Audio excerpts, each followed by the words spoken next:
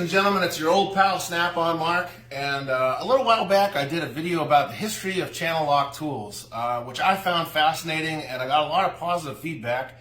And Channellock sent me a pair of Channellocks to review. They're the 10-inch pair of Channellocks, and I've also got a pair to give away, and I'm going to do a giveaway here coming up shortly. But I wanted to kind of just quickly review the history just because I found it so fascinating.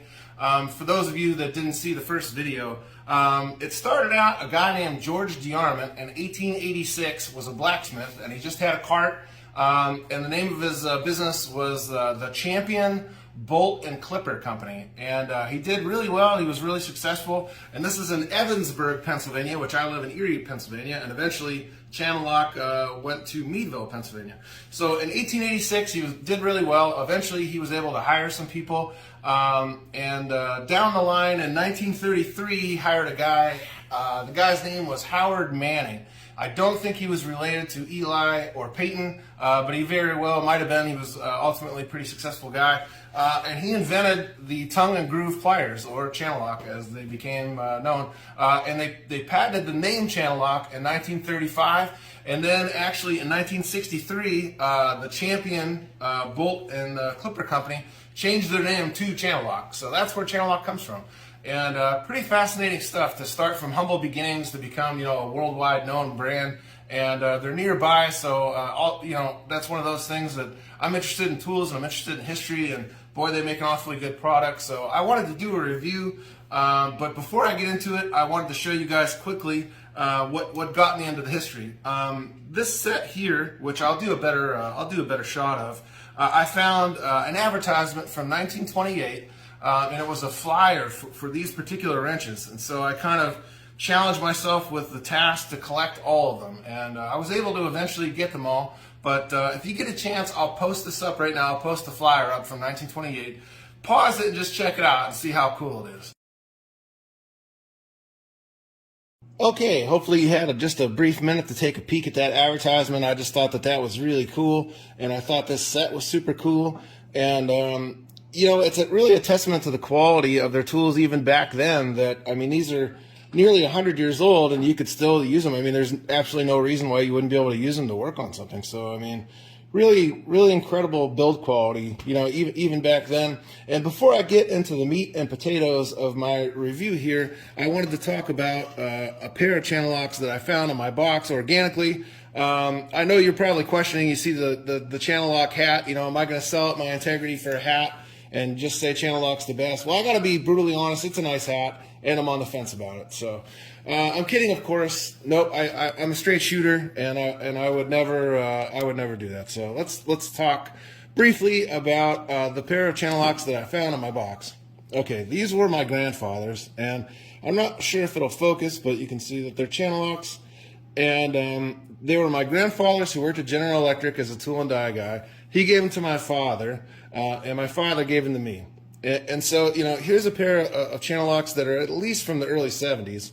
And they're still 100% fine. And, I mean, you can see from the marks and the scars on it, I'm sure they've been used as a hammer and a pry bar and every other thing. And, I mean, honestly, if that's not a testament to quality, I don't know what is. I mean, to purchase something back then and still have it be a viable product today, I mean, there's really very few things that I can think off the top of my head that you would be able to do that with. So I just wanted to mention that. And I found those, and I was like, that really is crazy. So, okay, on to the review here.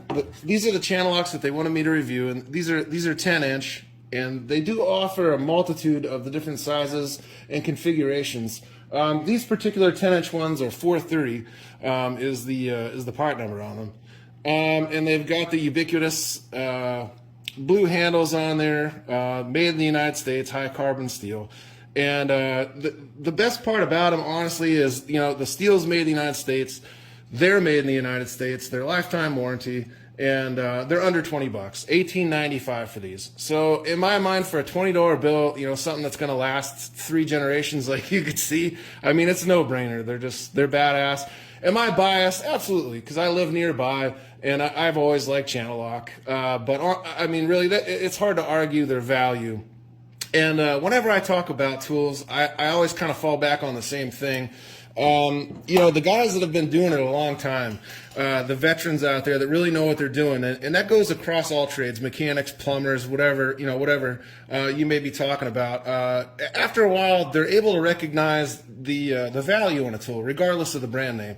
So you get a kid out of a trade school, you know, oh, Klein, that's the only thing you could use. Snap-on, that's the only thing you could use. And they swear by it. They don't want to do anything else. But the guys that have really been doing it a long time, you know, oftentimes their tool collection is a pretty eclectic mix of things. And one of the things that you'll see that kind of transcends, you know, all the different professions and all the different people in the veterans, you'll see a pair of blue-handled Channellocks in just about anyone's box.